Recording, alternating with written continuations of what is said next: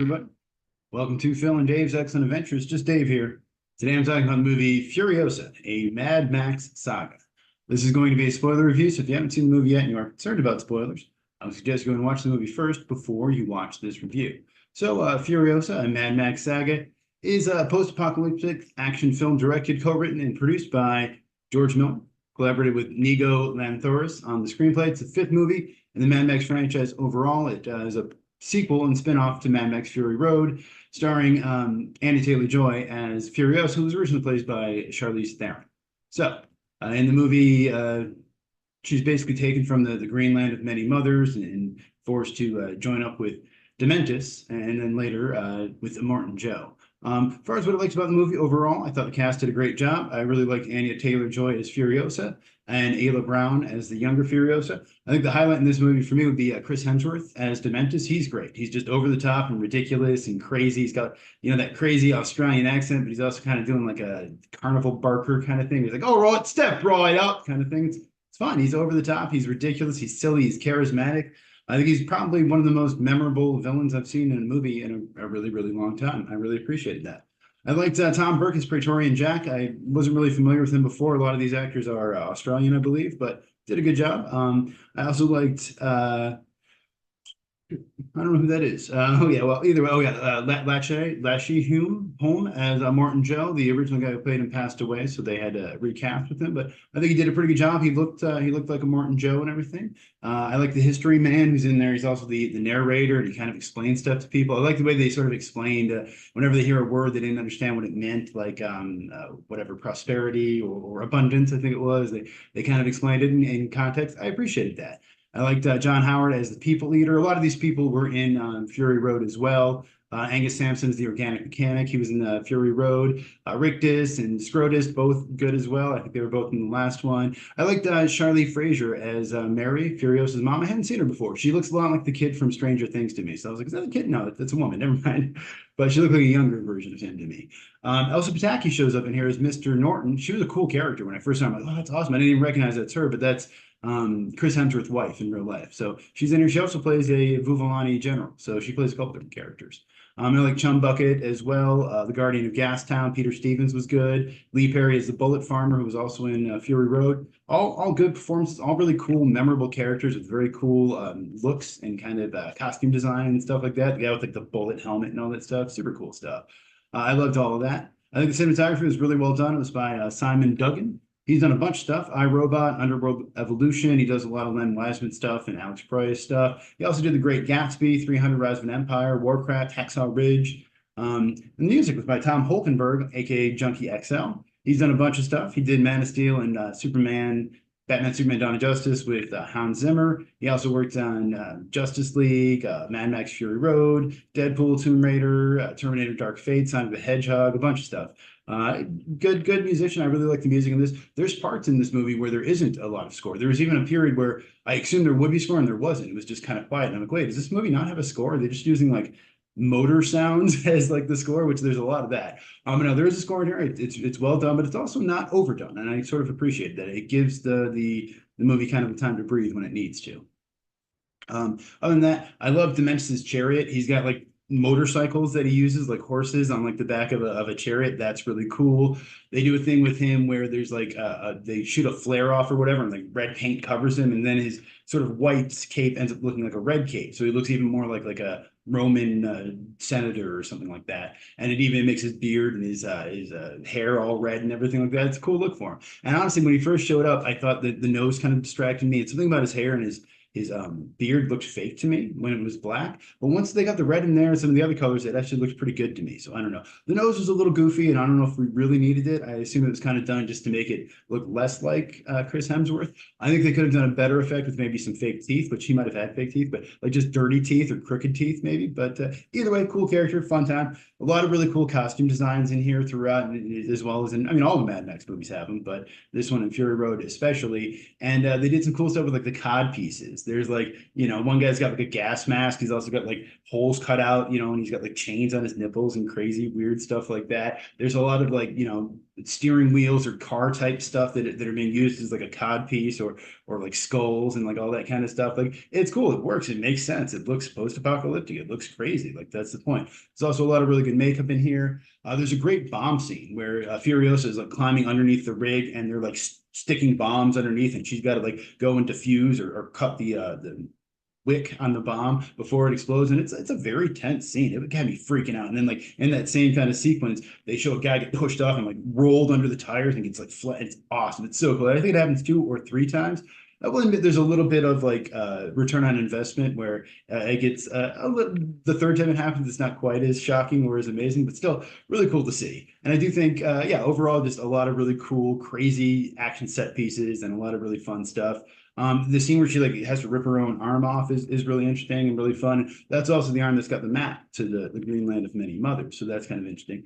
I really appreciated all the world building.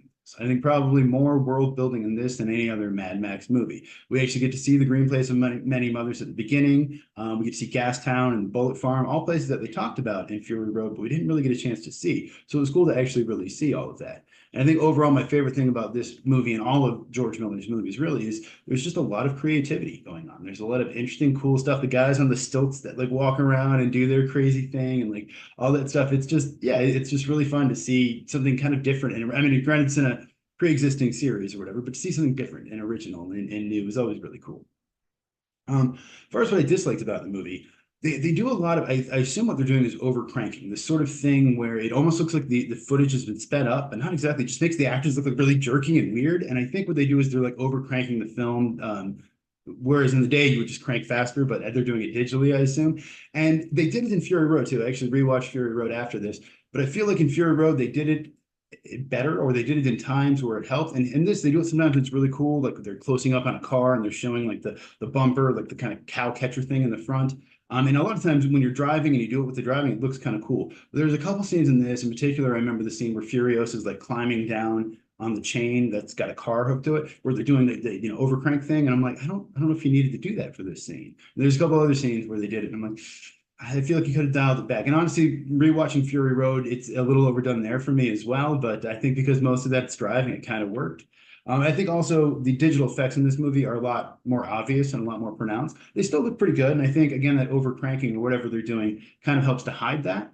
But there's definitely a couple scenes, like, for example, you see in the trailer where like the bullets are falling on Chris Hemsworth. Pretty sure those are CGI bullets because they look CGI. And it makes sense. You don't want to have a bunch of sharp metal things flying at a A-list actor's face.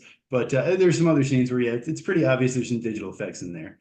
And then as much as I like Anya Taylor-Joy, and she does a great job, she doesn't look anything like Charlize Theron. So it's kind of hard to believe that she would, grow up into Charlize Theron in 20 years or whatever.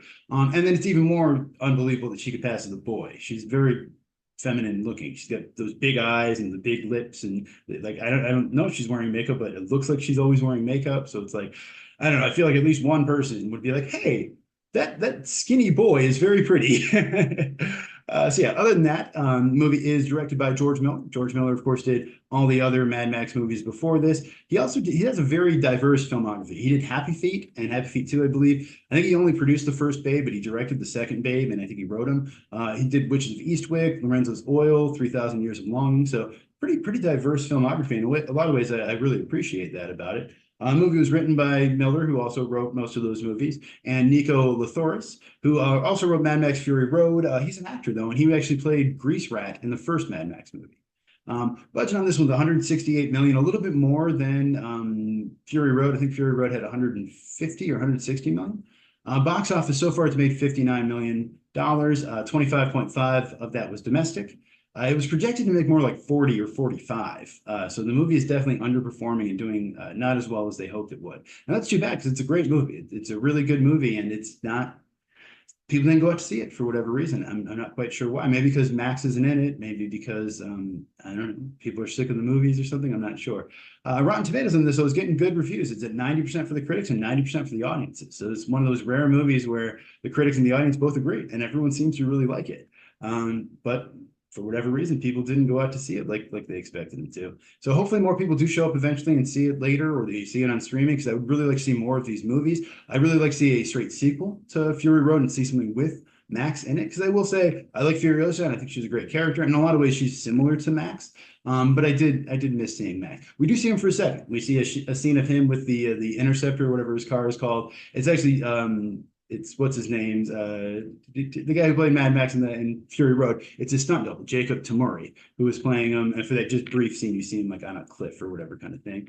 But yeah, it was fine. According to George Miller, they actually wrote the script for this before they did Mad Max Fury Road, because they wanted to have a whole backstory for Furiosa. Anya Taylor-Joy only says about 30 lines of dialogue in this movie, which is interesting. And she actually doesn't show up till like an hour into the movie. But also rewatching Fury Road, Mad Max doesn't really say much in that movie either. He basically only talks when he absolutely has to. And he usually just says the bare minimum of what he needs to say. So I do kind of appreciate that.